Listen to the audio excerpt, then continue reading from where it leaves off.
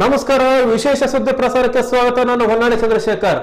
ಇಡೀ ಕರ್ನಾಟಕ ನಿರೀಕ್ಷೆ ಮಾಡ್ತಾ ಇದ್ದಂತ, ಕಾಯ್ತಾ ಇದ್ದಂತ ಕ್ಷಣ ಇನ್ನೇನು ಬಂದೇ ಬಿಡ್ತು. ಚುನಾವಣಾ ಆಯೋಗ ಇನ್ನು ಕೆಲವೇ ಕ್ಷಣಗಳಲ್ಲಿ ಪತ್ರಿಕಾಗೋಷ್ಠಿಯನ್ನ ಮಾಡಲಿದೆ. ಸರಿಯಾಗಿ 11:30ಕ್ಕೆ ಪತ್ರಿಕಾಗೋಷ್ಠಿಯನ್ನ ಚುನಾವಣಾ ಆಯೋಗ ಘೋಷಣೆ ಮಾಡಲಿದ್ದು, ಕರ್ನಾಟಕದಲ್ಲಿ ಯಾವತ್ತು ಮತದಾನ ನಡೆಯುತ್ತೆ, ಯಾವತ್ತು ಮತ ಎಣಿಕೆ ನಡೆಯುತ್ತೆ, ಯಾವತ್ತು ನಾಮಿನೇಷನ್ ಸಲ್ಲಿಸಬಹುದು, ಈ ತರದ ಎಲ್ಲ ವೇಳಾಪಟ್ಟಿಯನ್ನ ಘೋಷಣೆ ಮಾಡುತ್ತೆ. ಹಾಗಾಗಿ ಇಡೀ ಕರ್ನಾಟಕದ ಜನತೆ ಆ ದಿನ ಯಾವ್ದಿರ್ಬೋದು ಅಂತ ಹೇಳಿ ಕುತೂಹಲದಿಂದ ಕಾಯ್ತಾ ಇದ್ದಾರೆ. ಯಾವತ್ತು ಮತದಾನಕ್ಕೆ ನಾವು ಹೋಗ್ಬೇಕಾಗಿರ್ಬೋದು, ಯಾವತ್ತು ಚುನಾವಣೆ ನಡೆಯುತ್ತೆ ಅಂತೇಳಿ. ನಿಜವಾದ ಚುನಾವಣೆಯ ಕಾವು, ಚುನಾವಣೆಯ ಜ್ವರ ಈಗ ಶುರುವಾಗಿದೆ ಅಂತ ಹೇಳ್ಬೋದು. ಚುನಾವಣಾ ಆಯೋಗದ ಪತ್ರಿಕಾಗೋಷ್ಠಿಗಾಗಿ, ಅವರು ಕೊಡ್ತಕ್ಕಂಥ ಮಾಹಿತಿಗಾಗಿ ಎಲ್ಲರೂ ಕಾಯ್ತಾ ಇದ್ದಾರೆ. ಕರ್ನಾಟಕ ವಿಧಾನಸಭಾ ಚುನಾವಣೆಗೆ ಮುಹೂರ್ತ ಇನ್ನೇನು ಕೆಲವೇ ಕ್ಷಣಗಳಲ್ಲಿ ಫಿಕ್ಸ್ ಆಗುತ್ತೆ. 2018ರಲ್ಲಿ ಮಾರ್ಚ್ 27ನೇ ತಾರೀಕು ಚುನಾವಣಾ ಆಯೋಗ ಪತ್ರಿಕಾಗೋಷ್ಠಿಯನ್ನ ಮಾಡಿ ವೇಳಾಪಟ್ಟಿಯನ್ನ ಪ್ರಕಟ ಮಾಡಿತ್ತು. ಈ ಬಾರಿ ಎರಡು ದಿನ ತಡ ಆಗಿದೆ.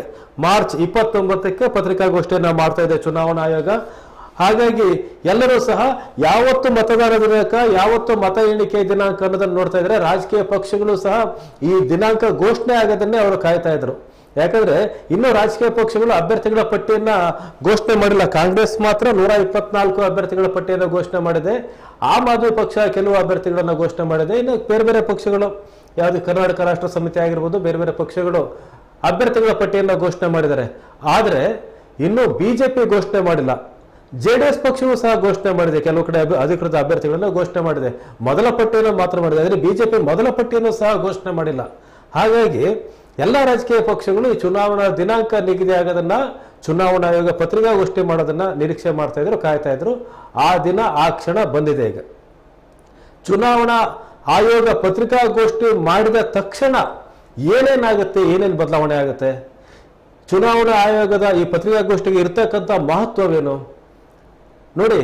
ಈಗ ಚುನಾವಣಾ ಆಯೋಗ ಪತ್ರಿಕಾಗೋಷ್ಠಿ ಮಾಡಿದ ಕ್ಷಣದಿಂದಲೇ ನೀತಿ ಸಂಹಿತೆ ಶುರುವಾಗುತ್ತೆ.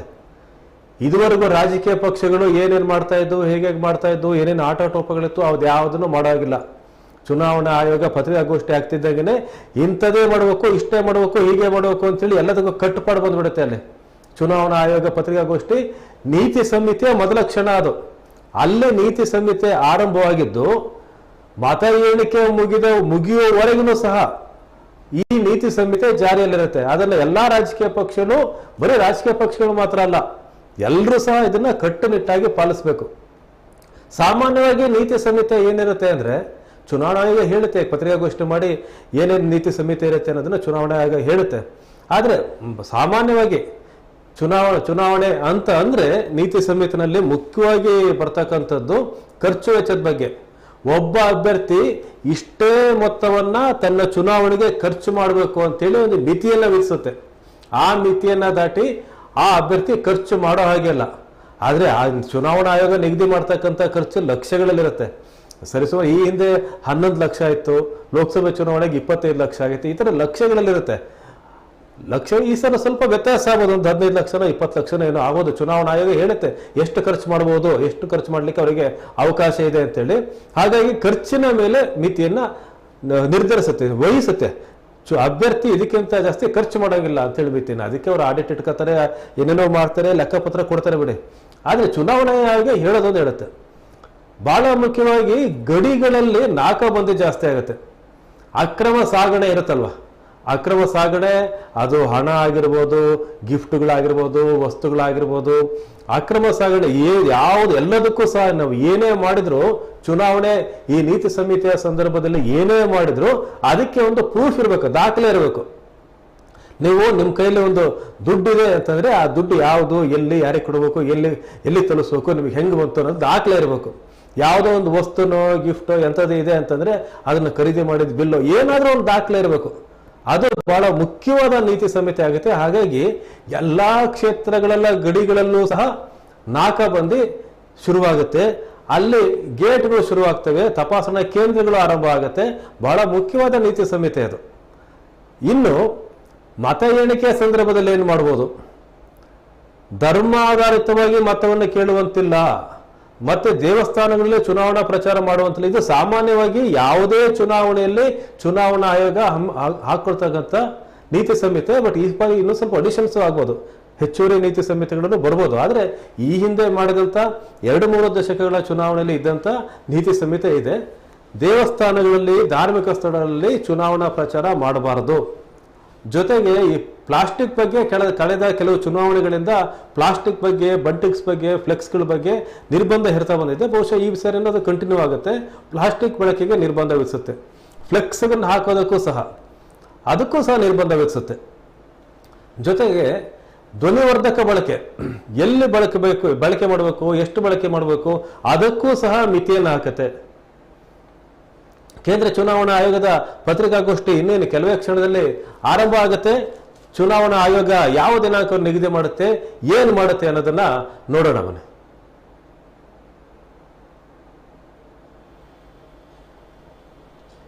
Kindly maintain silence so that we can begin, please.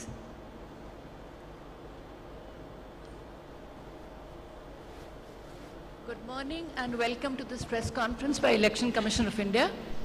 Seated before you are the Chief Election Commissioner of India, Shri Rajiv Kumar ji. To his right is Election Commissioner Shri Anup Chandra Pandey ji. To his left is Election Commissioner Shri Arun Goel ji. We are also joined by Senior Deputy Election Commissioners Shri Dharmendra Sharma ji, Shri Nitesh Vyas ji, Deputy Election Commissioners Shri Ajay Bhadu, Mr. R.K. Gupta, and I am DG Media Shefali Sharan. Sir, I would request you to kindly make your opening statement, and thereafter the floor would be open for their questions. Thank you. Thank you, Shefali ji. Honorable Election Commissioner Shri Anup Chandra Pandey ji on my right and Shri Arun Goel ji on my left, senior officers, DCs of the Commission, friends from media present here. First of all, very good morning. We have gathered here to announce the schedule for the Karnataka election and the by-elections. You may recall that after the successful and peaceful conduct of elections in the 3 states of the Northeast, just early this year, it is now time to move to the southern part of the country. What a stark difference in terms of geography, culture, and varied challenges that we have in 2 different sets of states where we are doing the elections. The challenges in Northeast were very different than what we have in Karnataka. But what remains consistent and constant is our commitment to deliver a free, fair, transparent, and inducement-free election. So be it Northeast, South, across the length and breadth of the country, we are committed to do it. And you may recall that the challenges in the recently held elections were more in terms of controlling the violence, handling the tough topography, making the logistical arrangements, making machines move, the electoral machinery move. Whereas in Karnataka, the challenges are of different nature, which I will elaborate.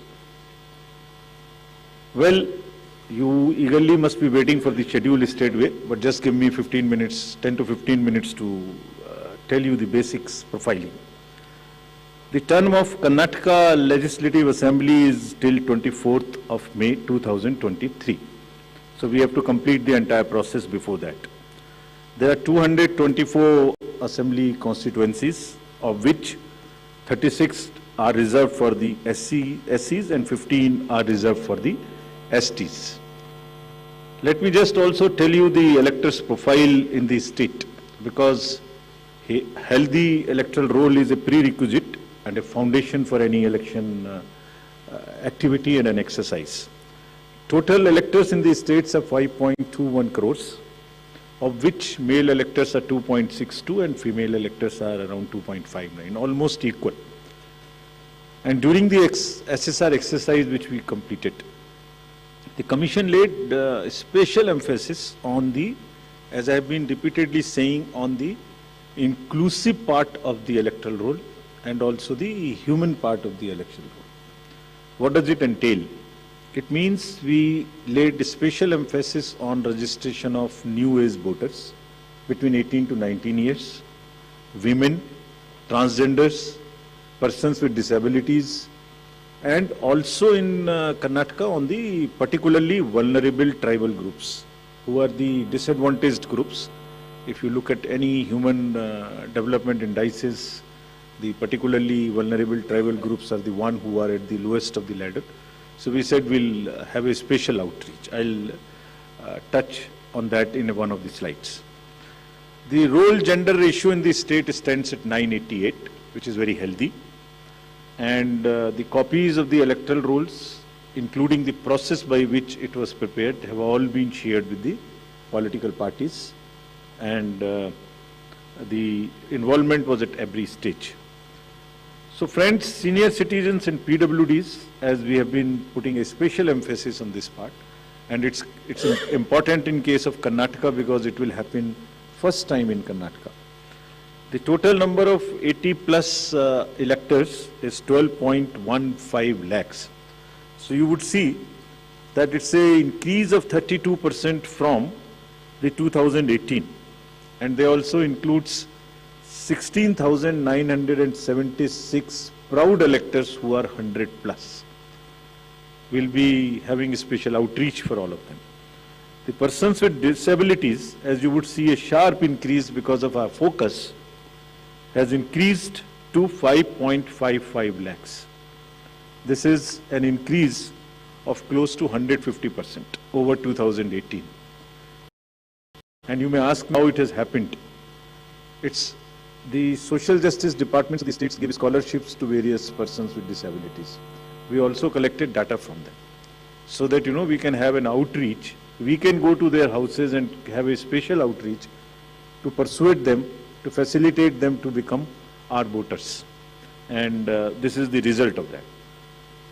And through your medium, we would like to welcome them, pay our gratitudes to all the senior citizens and the persons with disabilities, transgenders, to please come and participate in with all vigor in the election, and we are having a special attempt for that, which includes that for the first time this facility for voting from home would be available in Karnataka to the 80 plus voters and also to the persons with disabilities.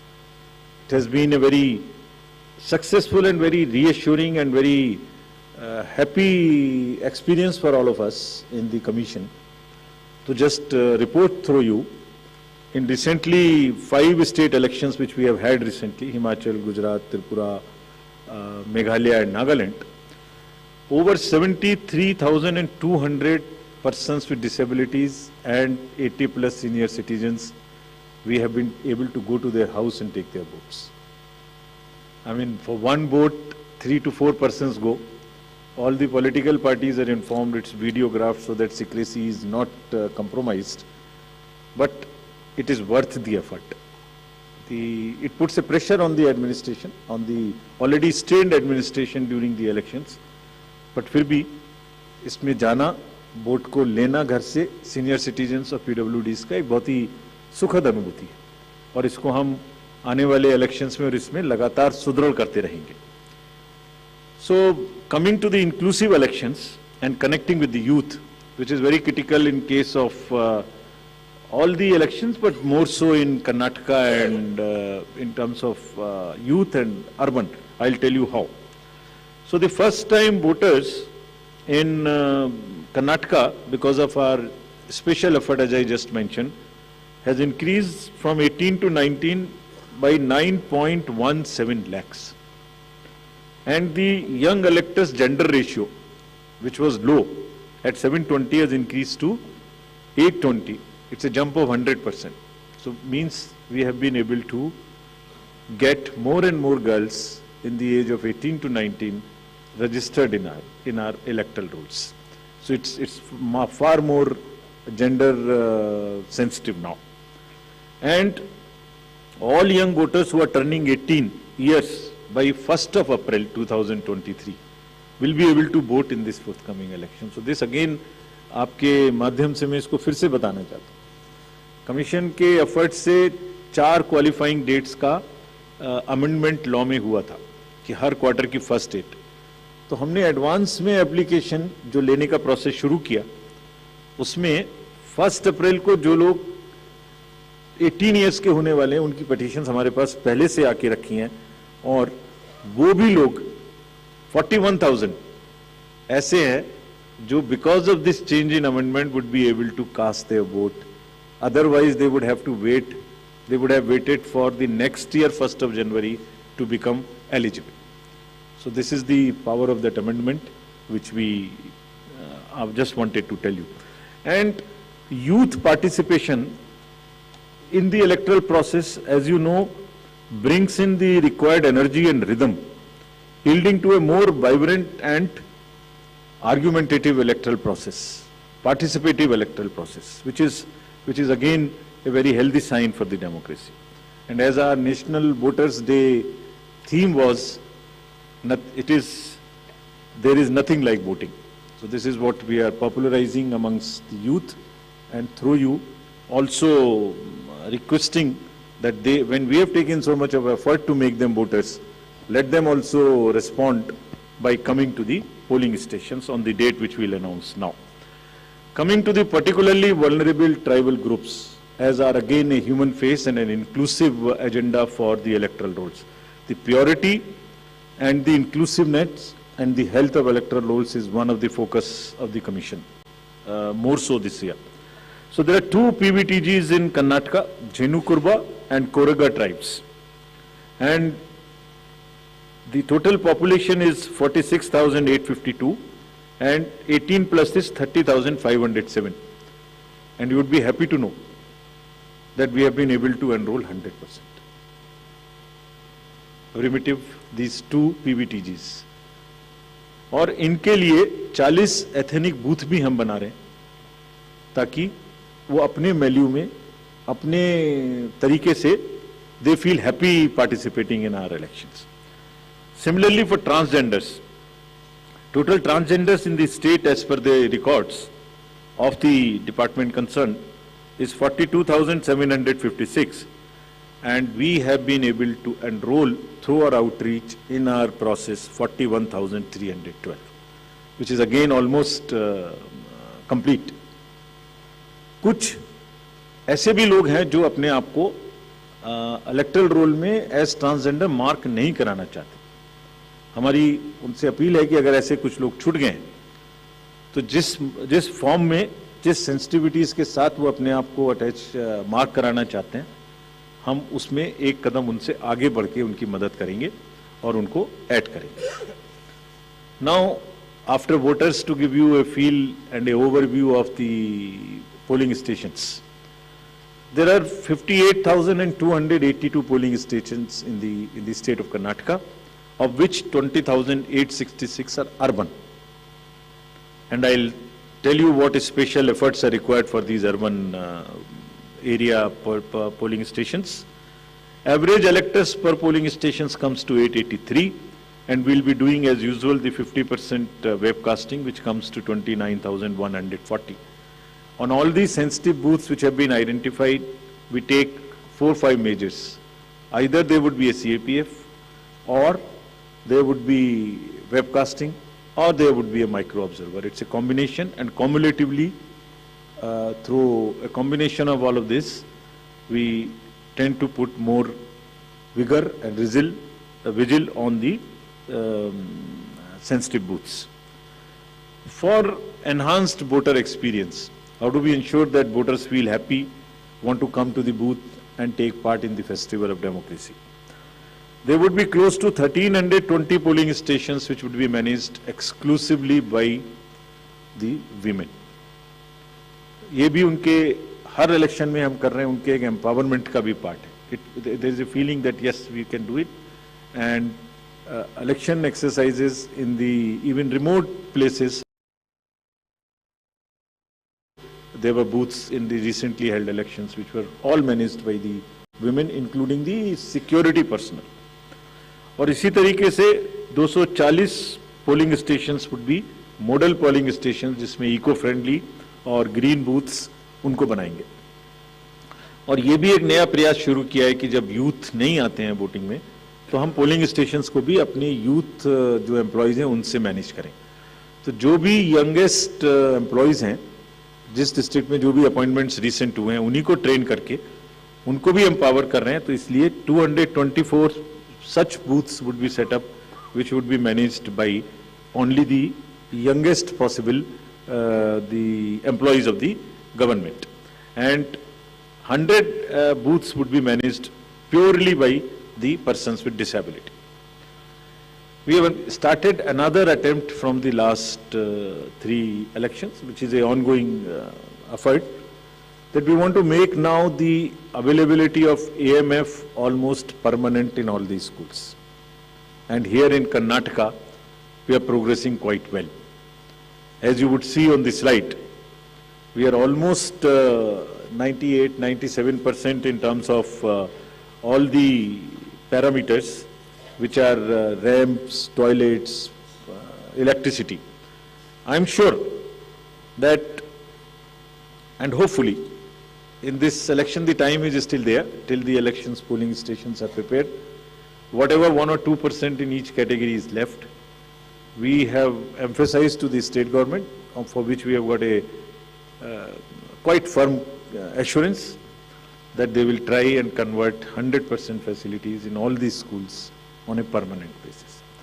And if this happens, which I am sure, which we are all sure would happen, that's a goal to aspire for the elections coming during the current years in the later this year and also the general election.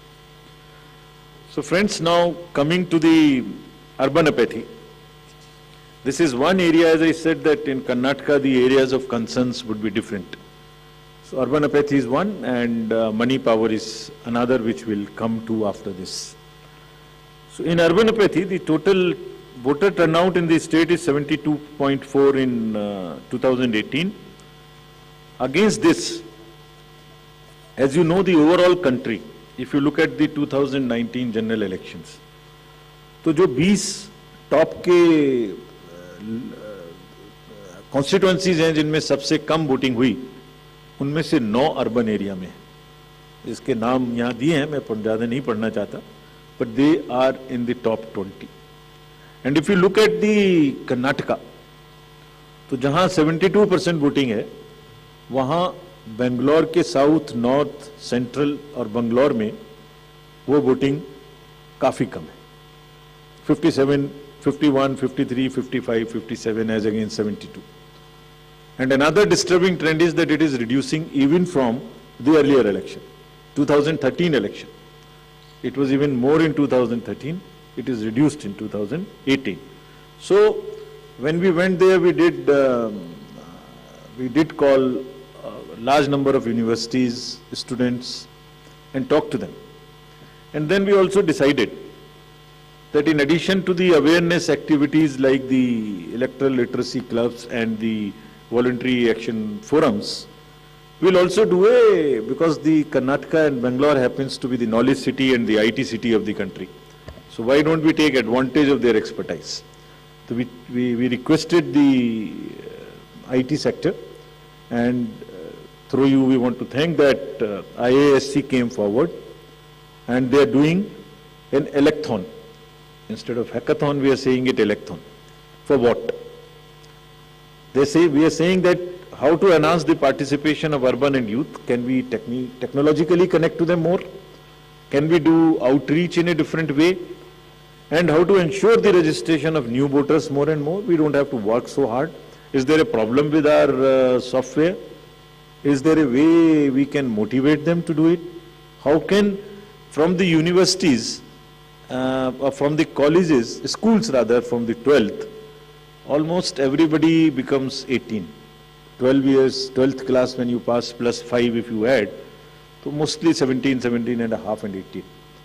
तो आप vote तो देना शुरू कर रहे हैं, but आपको एक कमिटमेंट की जरूरत है. तो इस इलेक्थॉन में हमने ये भी रखा है कि device A solution that how can it boost voter turnout on the election day. और उसका भी एक मेथड हमने और अपनाया, वो भी आपको मैं अभी आगे बताऊंगा. ये कितने इंस्टीट्यूट्स हमारे साथ इसमें जुड़ गई हैं. Indian institute of technology, Indian institute of science, large number of startups, large number of IT professionals. So we are thankful to all of them. And 47% have added on working on how to do the registration free. Some are working easily, some are working with us on how to make the youth turn out on the day of election.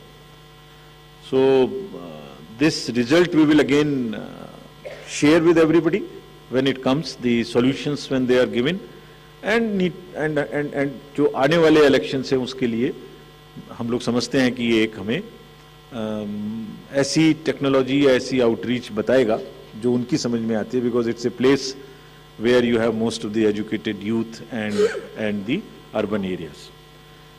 As regards the candidates, you are all aware, just to repeat the same thing, the know your candidate and the affidavits, all this are available on through the technology.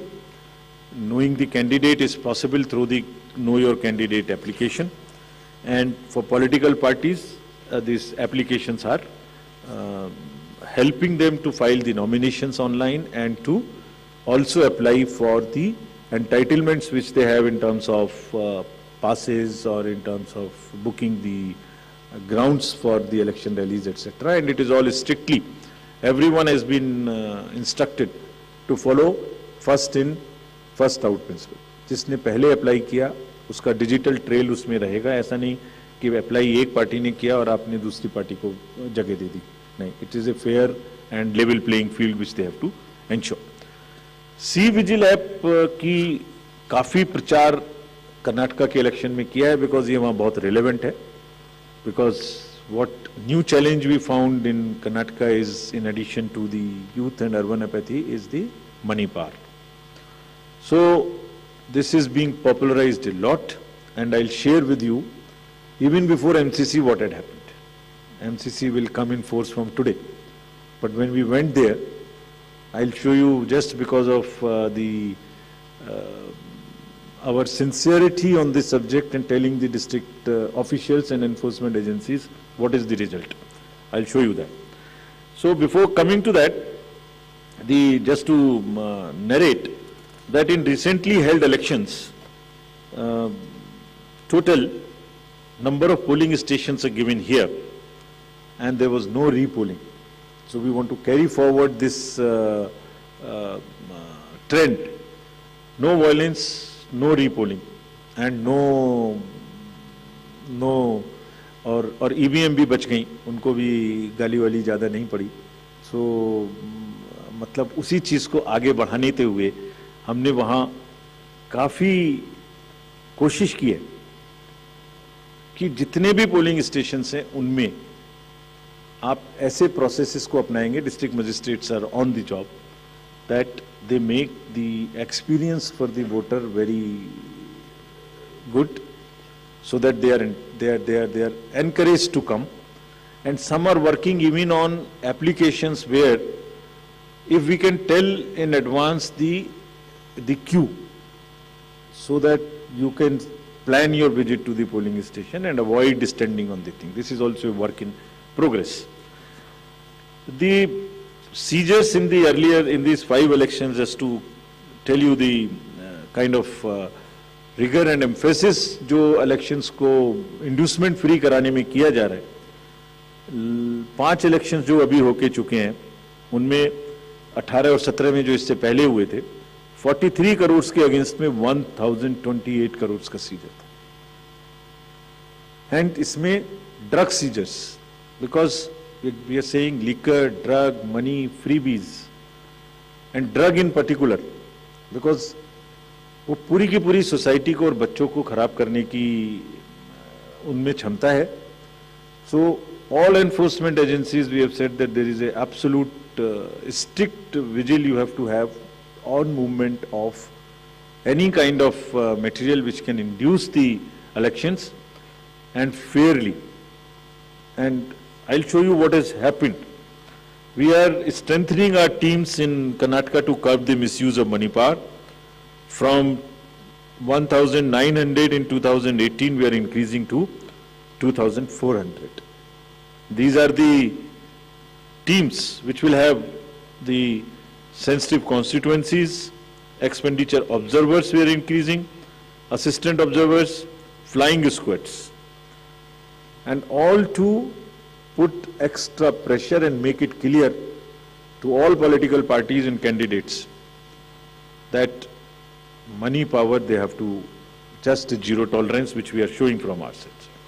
And just to tell you that the state has 19 districts, total 171 interstate checkposts are being operationalized for this purpose, where excise department, commercial tax department, police department, and even the forest department in areas where the forests are there and there are checkposts. Then they may not be the highways or the state ways, but there are the points of entry. All places there would be a strict vigil. And nudging towards ethical elections, there are exercises which are being done with the awareness which is being done, say for instance, this is by the commercial department.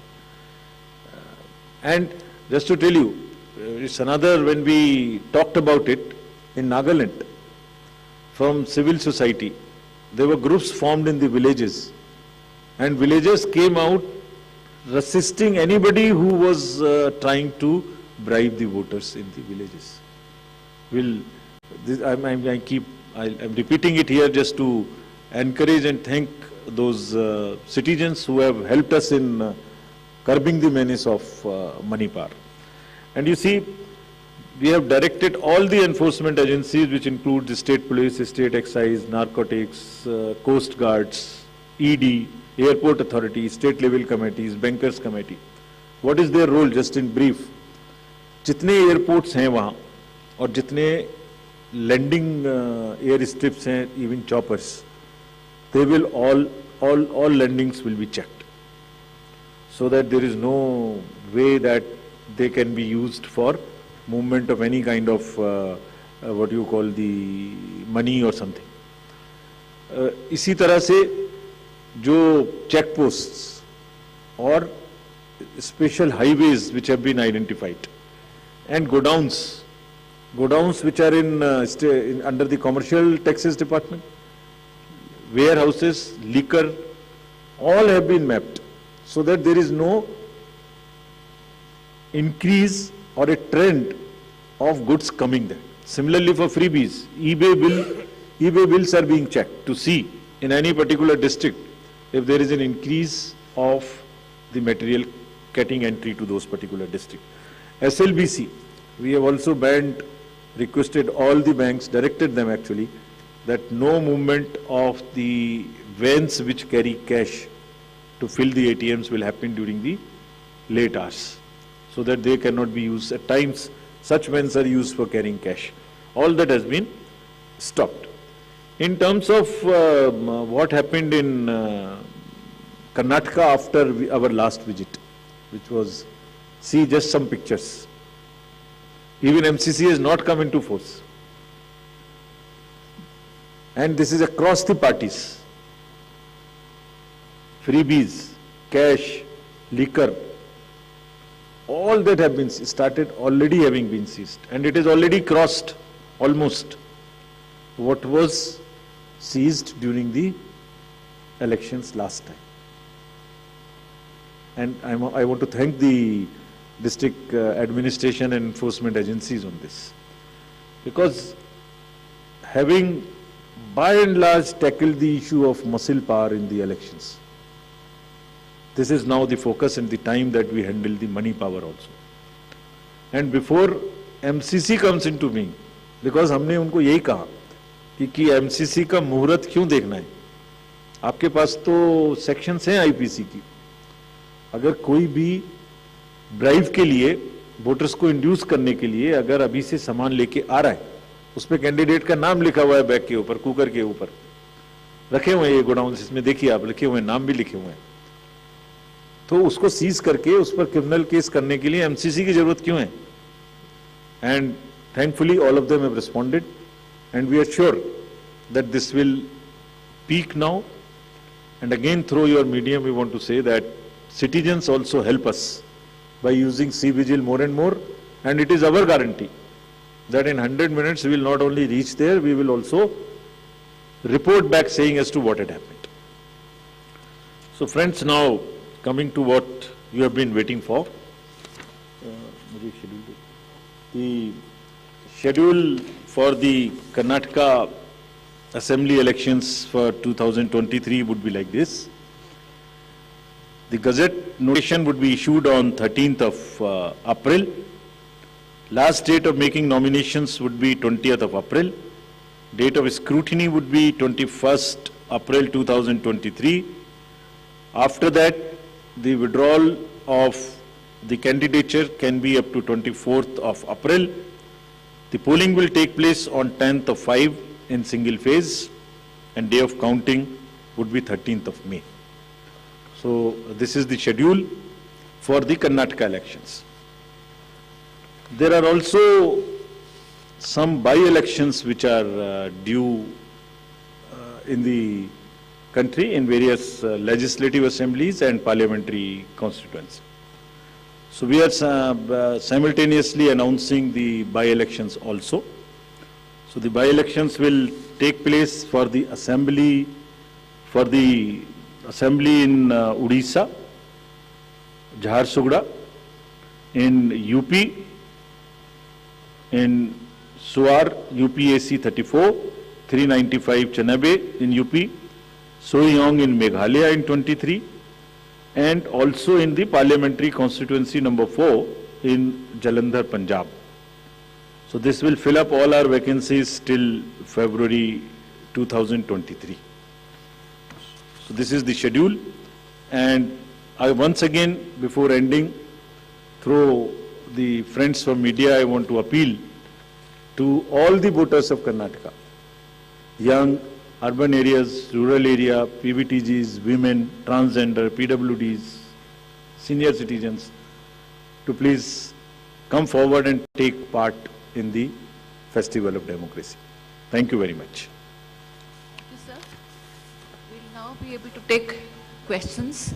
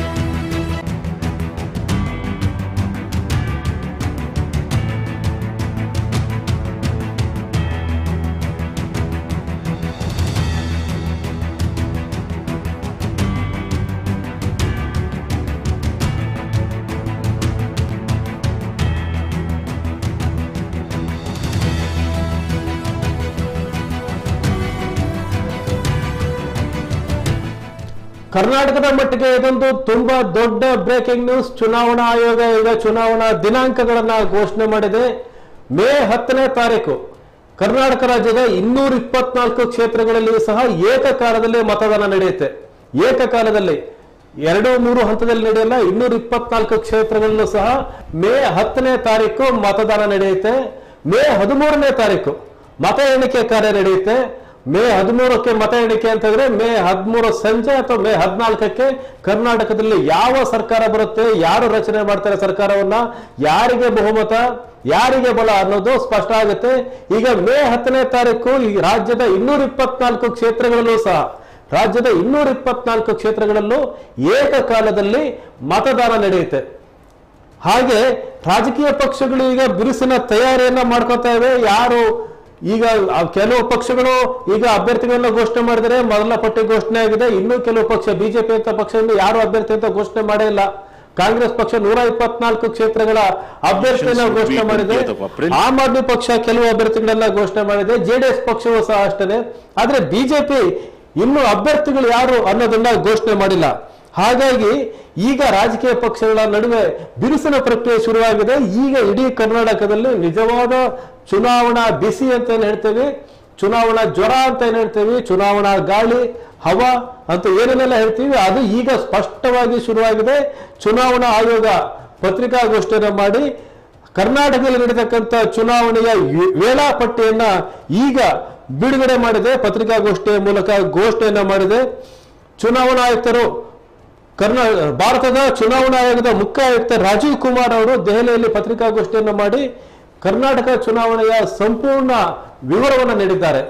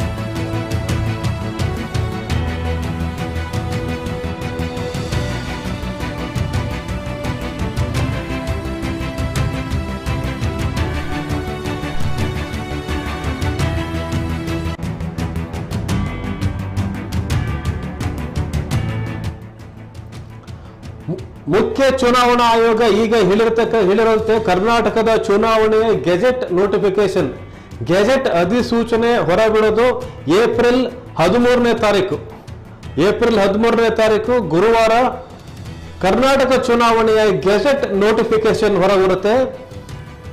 ನಾಮಪತ್ರವನ್ನು ಸಲ್ಲಿಸಲಿಕ್ಕೆ ಕೊನೆಯ ದಿನ April 20. April 13ನೇ ತಾರೀಕು gazette notification ಆದ್ರೆ April 20ನೇ ತಾರೀಕು ಗುರುವಾರ ನಾಮಪತ್ರ ಸಲ್ಲಿಸೋದಕ್ಕೆ ಕೊನೆಯ ದಿನ. ಅವತ್ತಿನ ದಿನ ಮಧ್ಯಾಹ್ನ 3 ಗಂಟೆಯೊಳಗೆ ಅಭ್ಯರ್ಥಿಗಳು ನಾಮಪತ್ರವನ್ನ ಚುನಾವಣಾಧಿಕಾರಿಗಳು ಸಲ್ಲಿಸಬೇಕು. ಏಪ್ರಿಲ್ 20ನೇ ತಾರೀಕು ನಾಮಪತ್ರ ಸಲ್ಲಿಸೋದಕ್ಕೆ ಕೊನೆಯ ದಿನ. ಇವತ್ತಿನ ದಿನಕ್ಕೆ ಲೆಕ್ಕ ಹಾಕಿದ್ರೆ ಇನ್ನು ಬಹುಶಃ ಒಂದು 20-22 ದಿನ ಮಾತ್ರ ಉಳಿದಿದೆ ನಾಮಪತ್ರ ಸಲ್ಲಿಕೆಯ ಕೊನೆಯ ದಿನಕ್ಕೆ. ಏಪ್ರಿಲ್ 20ನೇ ತಾರೀಕು ನಾಮಪತ್ರ ಸಲ್ಲಿಸೋದಕ್ಕೆ ಕೊನೆಯ ದಿನ ಆಗಿರುತ್ತೆ. ಅಭ್ಯರ್ಥಿಗಳು, ಸ್ವತಂತ್ರ ಅಭ್ಯರ್ಥಿಗಳು, ವಿವಿಧ ಪಕ್ಷಗಳ ಅಭ್ಯರ್ಥಿಗಳು ಸಲ್ಲಿಸಿದಂತ ನಾಮಪತ್ರವನ್ನ ಪರಿಶೀಲನೆ ಕಾರ್ಯ ನಡೆಯೋದು ಏಪ್ರಿಲ್ 21ನೇ ತಾರೀಕು ಗುರುವಾರ. ನಾಮಪತ್ರ ಸಲ್ಲಿಸಿರ್ತಕ್ಕಂಥ ನಾಮಪತ್ರ ಕ್ರಮಬದ್ಧವಾಗಿದೆಯಾ, ಅದಕ್ಕೆ ಬೇಕಾದಂತ ದಾಖಲಾತಿಗಳನ್ನ ಅವ್ರ ಜೊತೆಗೆ ಸಲ್ಲಿಸಿದಾರ, ಆ ನಾಮಪತ್ರದಲ್ಲಿ ಏನಿದೆ ಎಲ್ಲಾ ವಿವರಗಳು ಇದಾವ, ಅದನ್ನೆಲ್ಲ ಪರಿಶೀಲನೆ ಮಾಡ್ತಾರೆ. ಎಲ್ಲಾ ಪಕ್ಷಗಳ ಪ್ರತಿನಿಧಿಗಳನ್ನ ಎಲ್ಲರನ್ನು ಕೂರಿಸ್ಕೊಂಡು ಅಲ್ಲಿ ಪರಿಶೀಲನೆ ಮಾಡ್ತಾರೆ. ಈ ಪರಿಶೀಲನೆ ಪ್ರಕ್ರಿಯೆ ನಡೆಯೋದು ಏಪ್ರಿಲ್ 21ನೇ ತಾರೀಕು ಶುಕ್ರವಾರ. ನಾಮಪತ್ರಗಳ ಪರಿಶೀಲನೆ ಕಾರ್ಯ ನಡೆಯುತ್ತೆ. ಈ ಪರಿಶೀಲನೆ ಕಾರ್ಯ ನಡೆದಂತ ನಂತರ ಪರಿಶೀಲನೆ ಸಂದರ್ಭದಲ್ಲಿ ಏನಾದ್ರು ಆಕ್ಷೇಪಣೆಗಳು ಅದೇ ಏನೇನಾದ್ರು ಇದ್ರೆ, ಯಾರಾದ್ರೂ ಅಭ್ಯರ್ಥಿಗಳ ಪರ ಇದ್ದಂತ ಏಜೆಂಟರು, ಪ್ರತಿನಿಧಿಗಳು ಏನಾದ್ರೂ ಹೇಳದಿದ್ರೆ ಅದೆಲ್ಲವನ್ನು ಸಹ ಕೇಳಿಸ್ಕೊಳ್ಳುತ್ತೆ ಚುನಾವಣಾ ಆಯೋಗ, ಚುನಾವಣಾಧಿಕಾರಿಗಳು. ನಾಮಪತ್ರವನ್ನ ವಾಪಸ್ ತೆಗೆದುಕೊಳ್ಳೋದಕ್ಕೆ ಕೊನೆಯ ದಿನ.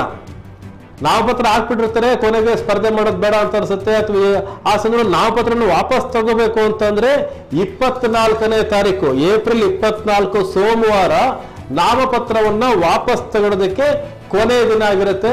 ಏಪ್ರಿಲ್ 24 ಸೋಮವಾರಕ್ಕೆ ಚುನಾವಣಾ ಕಣದಲ್ಲಿ ಯಾರಿದಾರೋ, ಯಾರು ಉಳಿತಾರೋ ಅವರ ನಡುವೆ ಮಾತ್ರ ಹಣಾಹಣಿ ನಡೆಯುತ್ತೆ.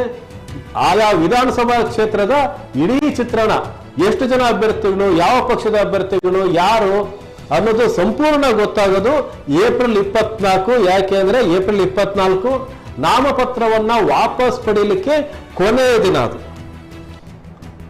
ನಾಮಪತ್ರ ವಾಪಸ್ ಪಡೆದ ನಂತರ ಏಪ್ರಿಲ್ 24ರ ನಂತರ ನಾಮಪತ್ರ ವಾಪಸ್ ಪಡೆದ ನಂತರ ಮೇ 10ನೇ ತಾರೀಕು ಚುನಾವಣೆ ಮತದಾನ ನಡೆಯುತ್ತೆ. ಮತದಾನ ನಡೀತಕ್ಕಂಥ ದಿನಾಂಕ ಮೇ 10ನೇ ತಾರೀಕು. ಇಡೀ ರಾಜ್ಯದಲ್ಲಿ 224 ಕ್ಷೇತ್ರಗಳಲ್ಲೂ ಸಹ ಮೇ 10ನೇ ತಾರೀಕು ಬುಧವಾರ ಮತದಾನ ನಡೆಯುತ್ತೆ. ಎಲ್ಲಾ ಮತದಾರರು ಬಂದು ಮತಗಟ್ಟೆಗಳಿಗೆ ಬಂದು ತಮ್ಮ ಮತವನ್ನ ಚಲಾಯಿಸ್ತಾರೆ. ಮೇ 10ನೇ ತಾರೀಕು ಮತದಾನ ನಡೆಯುತ್ತೆ. ಇನ್ನು ಮತ ಎಣಿಕೆ ಕಾರ್ಯ ನಡೆಯೋದು ಮೇ 13ನೇ ತಾರೀಕು. ಮೇ 13ನೇ ತಾರೀಕು ಶನಿವಾರ ಮತ ಎಣಿಕೆ ನಡೆಯುತ್ತೆ. ಅವತ್ತಿನ ದಿನ 224 ಕ್ಷೇತ್ರಗಳ ಮತ ಎಣಿಕೆಯು ಏಕಕಾಲದಲ್ಲಿ ಶುರುವಾಗುತ್ತೆ. ಮತ ಎಣಿಕೆ ಅವತ್ತಿನ ದಿನ ನಡೆಯುತ್ತೆ. ಮೇ 13ನೇ ತಾರೀಕು ಶನಿವಾರ ಮತ ಎಣಿಕೆ ಕಾರ್ಯ ನಡೆಯುತ್ತೆ. ಈಗ ಈ ಎಲ್ಲಾ ಚುನಾವಣಾ ಪ್ರಕ್ರಿಯೆ ಚುನಾವಣಾ ಆಯೋಗ ಹೇಳಿರೋ ರೀತಿಯಲ್ಲಿ ಮೇ 15ಕ್ಕೆ ಮುಗಿಯುತ್ತೆ. ಈ ಇಡೀ ಪ್ರಕ್ರಿಯೆ ಮೇ 15ಕ್ಕೆ ಮುಗಿಯುತ್ತೆ. ಮೇ 13ನೇ ತಾರೀಕು ಏನು ಮತ ಎಣಿಕೆ ಪ್ರಕ್ರಿಯೆ ಶುರುವಾಗುತ್ತೆ. ಅವತ್ತಿನ ದಿನವೇ ಬಹುತೇಕ ಫಲಿತಾಂಶ ಬಂದ್ಬಿಡುತ್ತೆ.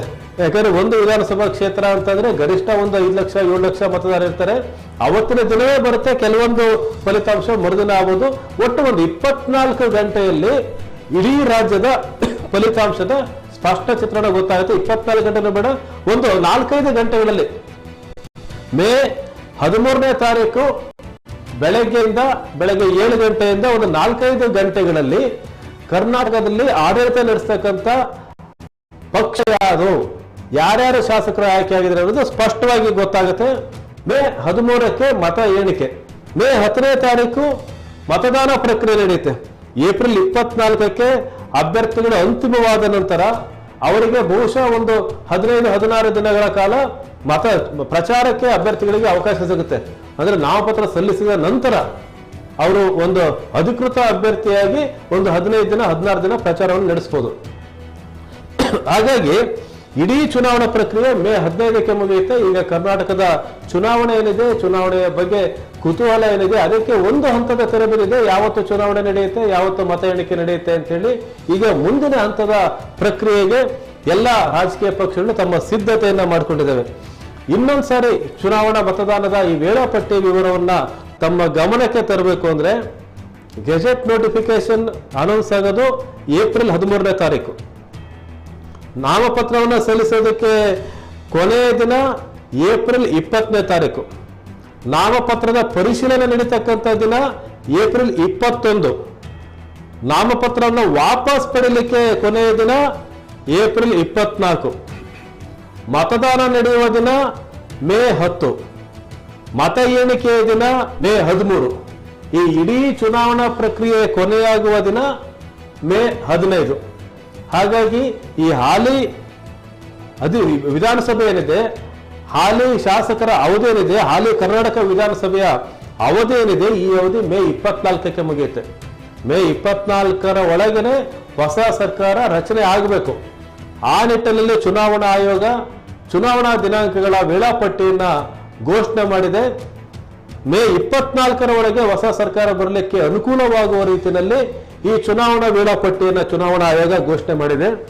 ಮೇ 10ನೇ ತಾರೀಕು ಮತದಾನ ಆದರೆ ಮೇ 13ನೇ ತಾರೀಕು ಮತ ಎಣಿಕೆ ನಡೆಯುತ್ತೆ. ಬಹುತೇಕ ಮೇ 14ನೇ ತಾರೀಕು ಯಾರು ಗೆಲ್ತಾರೆ ಅನ್ನೋದು ಸ್ಪಷ್ಟ. 24 ಗಂಟೆ ಮತ ಎಣಿಕೆ ಆರಂಭವಾದ 24 ಗಂಟೆಯಲ್ಲಿ ಯಾರು ಗೆಲ್ತಾರೆ ಅಂತ ಗೊತ್ತಾಗುತ್ತೆ. ಹಾಗಾಗಿ ಇಡೀ ಪ್ರಕ್ರಿಯೆ ಮೇ 15ಕ್ಕೆ ಮುಗಿಯುತ್ತೆ. ಮೇ 24ರ ಒಳಗೆ ಹೊಸ ಸರ್ಕಾರ ರಚನೆ ಆಗ್ತಕ್ಕಂಥ ಸಂಪೂರ್ಣ ಅವಕಾಶಗಳು ಸಹ ಅಲ್ಲಿದ್ದಾವೆ. ಹಾಗಾಗಿ ಪ್ರಕ್ರಿಯೆ ಮೇ 15ಕ್ಕೆ ಮುಗಿದ ನಂತರ ಉಳಿದ 10 ದಿನಗಳಲ್ಲಿ ಯಾವ ಸರ್ಕಾರ, ಯಾರಿಗೆ ಬಹುಮತ ಅಥವಾ ಯಾರಿಗೆ ಸಮ್ಮಿಶ್ರ ಏನಾದರೂ ಆಗ್ಬೋದು, ಅದನ್ನ ನೋಡಿ ಸರ್ಕಾರ ರಚನೆ ಮಾಡಲಿಕ್ಕೆ ಅಲ್ಲಿ ಒಂದು ಸಮಯಾವಕಾಶವಿದೆ. ಮೇ 24ನೇ ತಾರೀಕಿನ ಒಳಗಡೆ ಚುನಾವಣಾ ಆಯೋಗ ಏನ್ ಹೇಳಿದೆ, ಮೇ 24ಕ್ಕೆ ಈ ಹಾಲಿ ವಿಧಾನಸಭೆ ಅವಧಿ ಮುಗಿಯುತ್ತೆ ಅಂತೇಳಿ ಆ ಹಾಲಿ ವಿಧಾನಸಭೆ ಅವಧಿ ಮುಗಿಯೋದ್ರೊಳಗೆ ಕರ್ನಾಟಕದಲ್ಲಿ ಹೊಸ ಸರ್ಕಾರ ಬರ್ತಕ್ಕಂಥ ಎಲ್ಲ ಅವಕಾಶಗಳು ಸಹ ಇದೆ ಈ ಚುನಾವಣಾ ಆಯೋಗದ ಈ ವೇಳಾಪಟ್ಟಿಯಲ್ಲಿ. ಚುನಾವಣಾ ಆಯೋಗ ಈ ಬಾರಿ ಚುನಾವಣೆಗೆ ವ್ಯಾಪಕವಾದಂತ ಸಿದ್ಧತೆಯನ್ನ ಮಾಡಿಕೊಂಡಿದೆ. ಬಹಳ ಪ್ರಮುಖವಾಗಿ ಬುಡಕಟ್ಟು ಮತದಾರರೇನಿದ್ದಾರೆ ಅವರಿಗಾಗಿನೇ ವಿಶೇಷ ಮತಗಟ್ಟೆಗಳನ್ನು ಸಹ ತೆರೀತಾ ಇದೆ.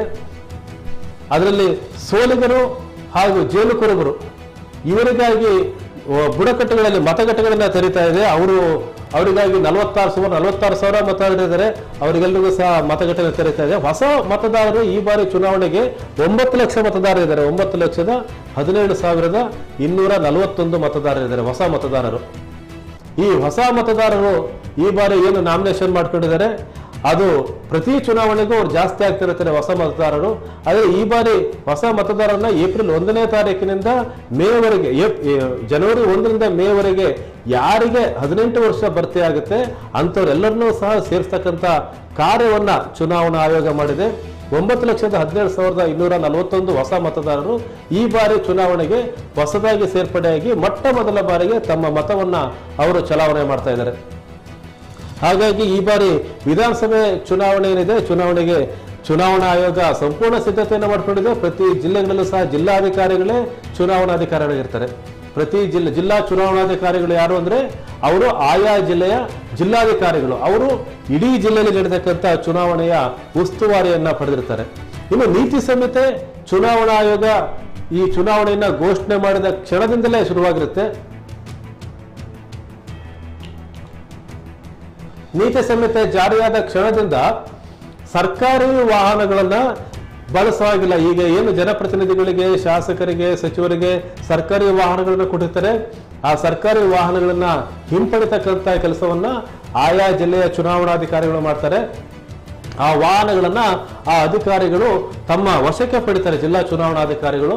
ಇನ್ನು ಮೇಲೆ ಜನಪ್ರತಿನಿಧಿಗಳು ಸರ್ಕಾರಿ ವಾಹನಗಳಲ್ಲಿ ಓಡಾಟವನ್ನ ಮಾಡುವಂತಿಲ್ಲ. ಇದು ಬಹಳ ಮುಖ್ಯವಾದ ಒಂದು ತೀರ್ಮಾನ ಆಗಿರುತ್ತೆ. ಜೊತೆಗೆ ಸರ್ಕಾರಿ ಕಟ್ಟಡಗಳಲ್ಲಿ, ಧಾರ್ಮಿಕ ಸ್ಥಳಗಳಲ್ಲಿ, ಧಾರ್ಮಿಕ ಕಟ್ಟಡಗಳಲ್ಲಿ ಚುನಾವಣಾ ಚಟುವಟಿಕೆಗಳು, ಅದರಲ್ಲೂ ರಾಜಕೀಯ ಚಟುವಟಿಕೆಗಳು ನಡೆಯುವ ಹಾಗಿಲ್ಲ. ಸರ್ಕಾರಿ ಕಟ್ಟಡಗಳು ಅಂತಂದ್ರೆ ಈ ಪ್ರವಾಸಿ ಮಂದಿರಗಳು, ಸರ್ಕಾರಿ ಗೆಸ್ಟ್ ಹೌಸ್ಗಳು, ಇಲ್ಲಿ ರಾಜಕೀಯ ಚಟುವಟಿಕೆ ಯಾವುದು ನಡೆಯಾಗಿಲ್ಲ. ಇದುವರೆಗೂ ಜನಪ್ರತಿನಿಧಿಗಳು, ಶಾಸಕರು, ಸಂಸದರು ಐಬಿಗಳಲ್ಲಿ, ಪ್ರವಾಸಿ ಮಂದಿರಗಳಲ್ಲಿ ಮೀಟಿಂಗ್ಗಳನ್ನ ಮಾಡ್ತಾ ಇದ್ರು, ಅಧಿಕಾರಿಗಳ ಸಭೆ ಮಾಡ್ತಾ ಇದ್ರು, ಕಾರ್ಯಕರ್ತರ ಸಭೆ ಮಾಡ್ತಾ ಇದ್ರು. ಇನ್ನು ಮೇಲೆ ಈ ಸರ್ಕಾರಿ ಕಟ್ಟಡಗಳಲ್ಲಿ ಯಾರೂ ಸಹ ಜನಪ್ರತಿನಿಧಿಗಳು ಹೋಗೋ ಹಾಗೆ ಇಲ್ಲ. ಅಲ್ಲಿ ರಾಜಕೀಯ ಚಟುವಟಿಕೆ ನಡೆಯೋ ಹಾಗೆ ಇಲ್ಲ. ಅಲ್ಲಿ ಅಂತ ಸರ್ಕಾರಿ ಕಟ್ಟಡಗಳಲ್ಲಿ ಇದಕ್ಕೆ ನಿರ್ಬಂಧ ಇರುತ್ತೆ, ರಾಜಕೀಯ ಚಟುವಟಿಕೆ ನಡೆಯೋ ಹಾಗಿಲ್ಲ. ಇನ್ನು ದೇವಸ್ಥಾನಗಳು, ಧಾರ್ಮಿಕ ಸ್ಥಳಗಳು, ಅಲ್ಲಿಯೂ ಸಹ ರಾಜಕೀಯ ಚಟುವಟಿಕೆ ನಡೆಯಾಗಿಲ್ಲ. ರಾಜಕೀಯ ಚಟುವಟಿಕೆ ನಡೆಯಾಗಿಲ್ಲ ಅಂತಂದ್ರೆ ಅಲ್ಲಿ ಚುನಾವಣಾ ಪ್ರಚಾರವನ್ನ ಮಾಡೋ ಹಾಗಿಲ್ಲ. ಹೋಗಿ ದೇವಸ್ಥಾನಕ್ಕೆ ಹೋಗಿ ನಮಸ್ಕಾರ ಮಾಡ್ಬೋದು, ಮಸೀದಿಗೆ ಹೋಗಿ ನಮಾಜ್ ಮಾಡ್ಬೋದು, ಚರ್ಚಿಗೆ ಹೋಗಿ ಪ್ರಾರ್ಥನೆ ಸಲ್ಲಿಸ್ಬೋದು. ಆದ್ರೆ ಅಲ್ಲಿ ನನಗೆ ಮತ ಕೊಡಿ ಅಂತೇಳಿ ಯಾವ ಅಭ್ಯರ್ಥಿನ ಕೇಳೋಗಿಲ್ಲ. ಈ ಧಾರ್ಮಿಕ ಸ್ಥಳಗಳನ್ನ ರಾಜಕೀಯ ಚಟುವಟಿಕೆಗೆ ಬಳಸೋ ಹಾಗಿಲ್ಲ. ಇದು ಒಂದು ನೀತಿ ಸಂಹಿತೆ, ಮುಖ್ಯವಾದ ನೀತಿ ಸಂಹಿತೆ ಆಗಿರುತ್ತೆ. ಇನ್ನು ಮೇಲೆ ಅದಕ್ಕೆಲ್ಲ ತಡೆ ಇರುತ್ತೆ. ಆ ರಾಜಕೀಯ ಪಕ್ಷಗಳು ತಮ್ಮ ರಾಜಕೀಯ ಚಟುವಟಿಕೆಯನ್ನ ಧಾರ್ಮಿಕ ಸ್ಥಳದಲ್ಲೇ ಮಾಡೋ ಹಾಗಿಲ್ಲ. ಆದ್ರೆ ಅಷ್ಟೆಲ್ಲ ನಿರ್ಬಂಧ ಮಾಡಿ ಎಲ್ಲ ಮಾಡಿ ಅವರು ಚುನಾವಣೆನ ಮಾಡೋದು ಹೇಗೆ? ಏನ್ ಮಾಡ್ಬೇಕು? ರಾಜಕೀಯ ಪ್ರತಿನಿಧಿಗಳು, ಚುನಾವಣೆ ನಿಂತ ಅಭ್ಯರ್ಥಿಗಳು ಇದೆ, ಅವರಿಗೆ ಪ್ರಚಾರವನ್ನು ಮಾಡ್ಲಿಕ್ಕೆ ಅವರಿಗೆ ಮುಕ್ತವಾದ ಅವಕಾಶ ಇದೆ. ಅವರು ಎಲ್ಲಿ ಬೇಕಾದ್ರೂ ತಮ್ಮ ಕ್ಷೇತ್ರದಲ್ಲಿ ಅವರು ಸುತ್ತಾಡ್ಬೋದು, ಪ್ರಚಾರವನ್ನ ಮಾಡ್ಬೋದು, ಜನರ ಮನೆಗೆ ಹೋಗ್ಬೋದು, ಬಹಿರಂಗ ಸಭೆಗಳನ್ನ ಮಾಡ್ಬೋದು, ಏನೆಲ್ಲ ಕಾರ್ಯಕ್ರಮ ತಮ್ಮ ಮತದಾನಕ್ಕಾಗಿ, ಮತವನ್ನ ಕೇಳಲಿಕ್ಕಾಗಿ ಅವರು ಏನೆಲ್ಲ ಕಾರ್ಯಕ್ರಮಗಳನ್ನ ಮಾಡ್ಬೋದು, ಅದಕ್ಕೆ ಅವಕಾಶ ಇರುತ್ತೆ. ಆದ್ರೆ ಅವೆಲ್ಲದಕ್ಕೂ ಸಹ ಚುನಾವಣಾಧಿಕಾರಿಗಳ ಪೂರ್ವಾನುಮತಿ ಪಡಿಬೇಕಾಗುತ್ತೆ. ಸುಮ್ಮನೆ ಮನೆಗೆ ಹೋಗಿ ಭೇಟಿ ಮಾಡ್ತೀವಿ ಅಂತಂದ್ರೆ ಅದಕ್ಕೆ ವಾಹನಗಳ ಅನುಮತಿ ಪಡಿಬೇಕಾಗತ್ತೆ. ಸಭೆ ಮಾಡಬೇಕು ಅಂತಂದ್ರೆ ಆ ಸಭೆ ನಡೆಯುವ ಸ್ಥಳ ಎಲ್ಲಿ ಅಂತ ಅನುಮತಿ ಪಡಿಬೇಕಾಗುತ್ತೆ. ಧ್ವನಿವರ್ಧಕದ ಅನುಮತಿಯನ್ನು ಪಡಿಬೇಕಾಗುತ್ತೆ. ಬಹಳ ಮುಖ್ಯವಾಗಿ ಮುದ್ರಣ ಏನಿದೆ, ಈ ಕರಪತ್ರಗಳ ಮುದ್ರಣ ಆಗಿರ್ಬೋದು, ಫ್ಲೆಕ್ಸ್ಗಳ ಮುದ್ರಣ ಆಗಿರ್ಬೋದು, ಇವೆಲ್ಲದನ್ನು ಸಹ ಲೆಕ್ಕ ಕೊಡಿ ನಮಗೆ ಅಂತೇಳಿ ಜಿಲ್ಲಾ ಚುನಾವಣಾಧಿಕಾರಿಗಳು ಈಗಾಗಲೇ ಸೂಚನೆಯನ್ನು ಕೊಟ್ಟಿದ್ದಾರೆ ಎಲ್ಲ ಮುದ್ರಣಾಲಯದ ಸಿಬ್ಬಂದಿಗಳಿಗೆ, ಮಾಲೀಕರಿಗೆ, ಎಲ್ರಿಗೂ. ಯಾವುದೇ ರಾಜಕೀಯ ಪಕ್ಷದವರು ಬಂದು ಕರಪತ್ರನ ಪ್ರಿಂಟ್ ಹಾಕ್ಸ್ತಾರೆ ಅಂತಂದ್ರೆ ಅದರಲ್ಲಿ ಇಷ್ಟು ಇಷ್ಟು ಪ್ರಮಾಣದ ಕರಪತ್ರವನ್ನು ಪ್ರಿಂಟ್ ಹಾಕ್ಸಿದ್ದಾರೆ ಅಂತೇಳಿ ಇಂಥ ಒಂದು ನಿರ್ದಿಷ್ಟವಾದ ನಮೂನೆ ಇರುತ್ತೆ, ಒಂದು ಅರ್ಜಿ ಇರುತ್ತೆ. ಆ ಅರ್ಜಿನಲ್ಲಿ ಭರ್ತಿ ಮಾಡಿ ಜಿಲ್ಲಾ ಚುನಾವಣಾಧಿಕಾರಿಗಳಿಗೆ ಕೊಡಬೇಕಾಗುತ್ತೆ. ಅದನ್ನ ಮುದ್ರಣ ಮಾಡೋದನ್ನು ಸಹ ನಿರ್ಬಂಧ ಮಾಡುತ್ತೆ. ಅದ್ರ ಬಗ್ಗೆನೂ ಸಹ ಚುನಾವಣಾ ಆಯೋಗ ಬಹಳ ಗಂಭೀರವಾಗಿ ಅದನ್ನ ಗಮನಿಸುತ್ತೆ. ಮುದ್ರಣವನ್ನು ಸಹ ಎರಬರಿ ಮಾಡಾಗಿಲ್ಲ. ಜೊತೆಗೆ ಆ ಮುದ್ರಣ ಏನು ಕರಪತ್ರ ಇರುತ್ತೆ ಆ ಒಂದು ಸೂಚನೆಯನ್ನು ಕೊಡುತ್ತೆ ಚುನಾವಣಾ ಆಯೋಗ. ಆ ಕರಪತ್ರದಲ್ಲಿ ಯಾರು ಮುದ್ರಣವನ್ನು ಮಾಡಿಸಿದ್ದು ಅವರ ಹೆಸರು ಇರಬೇಕು, ಎಷ್ಟು ಪ್ರತಿಗಳನ್ನು ಮುದ್ರಣ ಮಾಡಿಸಿದ್ದಾರೆ ಅವರ ಹೆಸರು, ಅಷ್ಟು ಸಂಖ್ಯೆ ಇರಬೇಕು. ಈ ಎಲ್ಲಾ ಮಾಹಿತಿಗಳು ಅದರಲ್ಲಿ ಇರಬೇಕಾಗುತ್ತೆ. ಹಾಗಾಗಿ ಚುನಾವಣಾ ಆಯೋಗ ಈ ಚುನಾವಣೆಯನ್ನ ಬಹಳ ಶಿಸ್ತುಬದ್ಧವಾಗಿ ಗಂಭೀರವಾಗಿ ಮಾಡಲಿಕ್ಕೆ ಎಲ್ಲಾ ರೀತಿಯಾದಂತಹ ಸಿದ್ಧತೆಯನ್ನ ಮಾಡಿಕೊಂಡಿದೆ. ಚುನಾವಣಾ ದಿನಾಂಕ ನಿಗದಿಯಾಗಿದೆ, ವೇಳಾಪಟ್ಟಿ ನಿಗದಿಯಾಗಿದೆ. ಈಗ ರಾಜಕೀಯ ಪಕ್ಷಗಳಲ್ಲೂ ಸಹ ಚರ್ಚೆ ಶುರುವಾಗಿದೆ. ಕರ್ನಾಟಕದಲ್ಲಿ ಅತಿ ಹೆಚ್ಚು ಅಭ್ಯರ್ಥಿಗಳನ್ನ ಘೋಷಿಸಿದಂತ ಪಕ್ಷ ಅಂತಂದ್ರೆ ಕಾಂಗ್ರೆಸ್ ಪಕ್ಷ. ಈಗಾಗಲೇ 124 ಕ್ಷೇತ್ರಗಳಲ್ಲಿ ಅಭ್ಯರ್ಥಿ ಯಾರು ಅಂತ ಹೇಳಿ ಕಾಂಗ್ರೆಸ್ ಪಕ್ಷ ಈಗಾಗಲೇ ಘೋಷಣೆ ಮಾಡಿದೆ. ಆದ್ರೆ ಬಿಜೆಪಿ ಪಕ್ಷ ಇನ್ನೂ ಅಧಿಕೃತ ಅಭ್ಯರ್ಥಿಗಳನ್ನ ಘೋಷಣೆ ಮಾಡಿಲ್ಲ. ಅದು ಸಹ ಕಾದು ನೋಡುವ ತಂತ್ರವನ್ನು ಅನುಸರಿಸ್ತಾ ಇದೆ.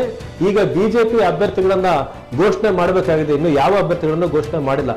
ಇನ್ನು ಜೆಡಿಎಸ್ ಪಕ್ಷ ಸರಿಸುಮಾರು ಒಂದು 70-80 ಸ್ಥಾನಗಳಿಗೆ ಅಭ್ಯರ್ಥಿಗಳನ್ನ ಘೋಷಣೆ ಮಾಡಿದೆ ಜೆಡಿಎಸ್ ಪಕ್ಷ. ಆಮ್ ಆದ್ಮಿ ಪಾರ್ಟಿ ಸಹ ಅಭ್ಯರ್ಥಿಗಳನ್ನ ಘೋಷಣೆ ಮಾಡಿದೆ. ಇನ್ನು ಕರ್ನಾಟಕ ರಾಷ್ಟ್ರ ಸಮಿತಿ ಘೋಷಣೆ ಮಾಡಿದೆ. ಸಂಯುಕ್ತ ಜನತಾದಳ ಇನ್ನೂ ಅಭ್ಯರ್ಥಿಗಳನ್ನ ಘೋಷಣೆ ಮಾಡಿಲ್ಲ.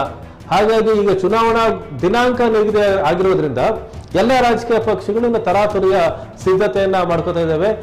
ಮೊಟ್ಟ ಮೊದಲನೇದಾಗಿ ಅಭ್ಯರ್ಥಿಗಳು ಯಾರು ಅನ್ನೋದನ್ನ ಘೋಷಣೆ ಮಾಡ್ತಕ್ಕಂಥ ಒಂದು ಪ್ರಕ್ರಿಯೆಯನ್ನ ಎಲ್ಲ ರಾಜಕೀಯ ಪಕ್ಷಗಳು ಮಾಡ್ತಾ ಇದ್ದಾವೆ. ಈ ಚುನಾವಣಾ ದಿನಾಂಕ ಘೋಷಣೆ ಆಗಿರೋದ್ರಿಂದ ರಾಜಕೀಯ ಪಕ್ಷಗಳು ತಡ ಮಾಡಾಗಿಲ್ಲ.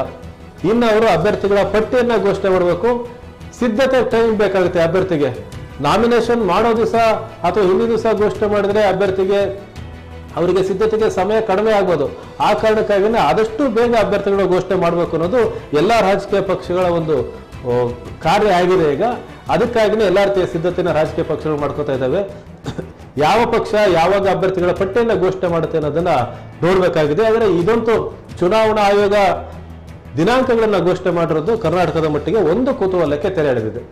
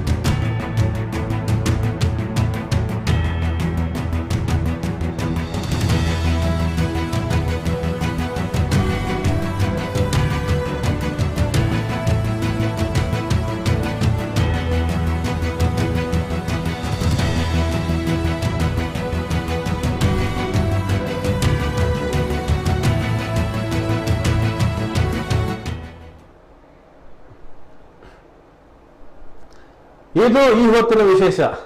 ಇನ್ನಷ್ಟು ಅಪ್ಡೇಟ್ಸ್ಗಾಗಿ ನೋಡ್ತಾ ಇರಿ ಕನ್ನಡ ಮೀಡಿಯಂ 24/7.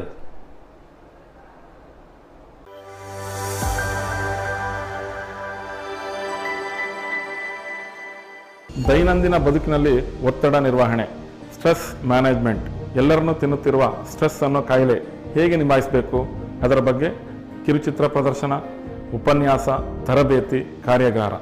ಏಪ್ರಿಲ್ 2 ಭಾನುವಾರ ಬೆಳಗ್ಗೆ 9 ರಿಂದ 2 ಕುವೆಂಪು ರಂಗಮಂದಿರಕ್ಕೆ ಬನ್ನಿ.